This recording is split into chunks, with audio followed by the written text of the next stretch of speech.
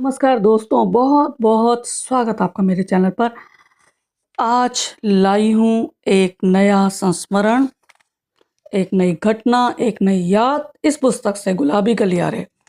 दोस्तों, आज मैं बात करूँगी कॉलेज का पहला tour.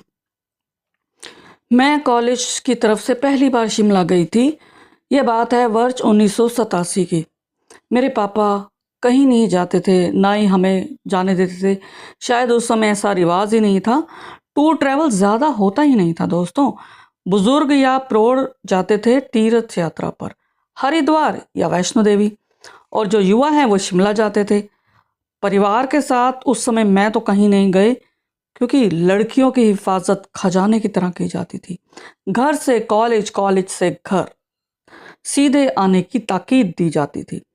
No jeans T shirt, only suit salwar, no lipstick, no nail polish, no hair cut, only 2 चोटियां या बाद में 1 चोटी। वो समय ऐसा था दोस्तों। और मैं खूब फड़फड़ाती थी उड़ने के लिए। पुस्तकें मेरी एकमात्र साथी थी,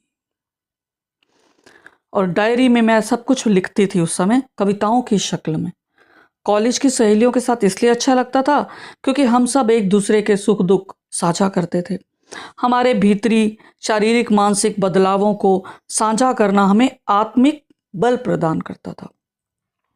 और उस समय मुझे लगता है हम सभी, वो समय ऐसा होता है आज भी, निराशा के गर्त में गिरते थे, क्योंकि करियर का एक दबाव होता था हम पर भी। क्या करना है हमें समझ ही नहीं आता था, क्या करना है। अब साधारण सी ग्रेजुएशन कर रही थी मैं, अब क्या मिलेगा बीकॉम करके।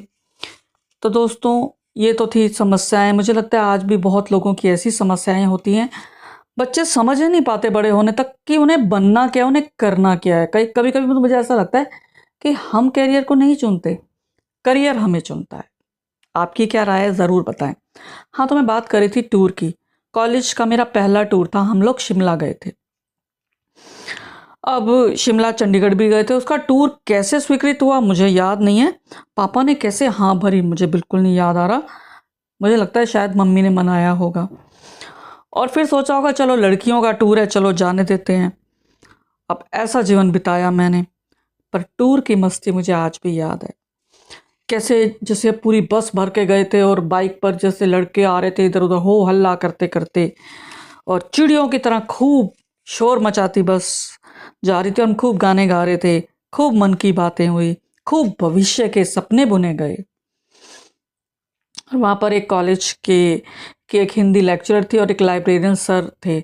उनकी खूब गुफ्तगू हमने नोट की, हमने खूब बातें देखा कि वे किस तरह से वहाँ जीवन बिता रहे हैं, या मतलब 2-4 दिन जब जितने भी रहे, और किस तरह से उनका व्यवहार हो गया था।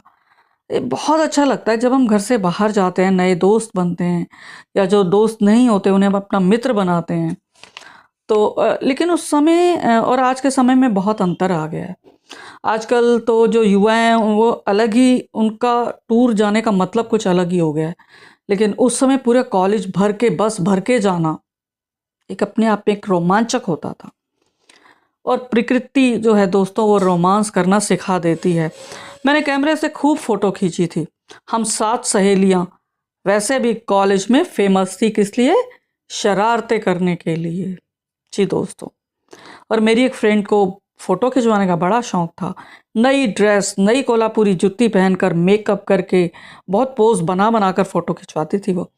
और ठंडे गुलाबी मौसम में मन उड़ उड़ जाता था। उस समय अंग्रेज भी कुछ घूम रहे थे, तो उस समय अंग्रेजों के साथ फोटो करवाना कितना एक नया रोमांच से भर देता था कि हम इतने एक फैसिनेटिंग सा होता था, एक आकर्षण सा होता था अंग्रेज हमारे लिए।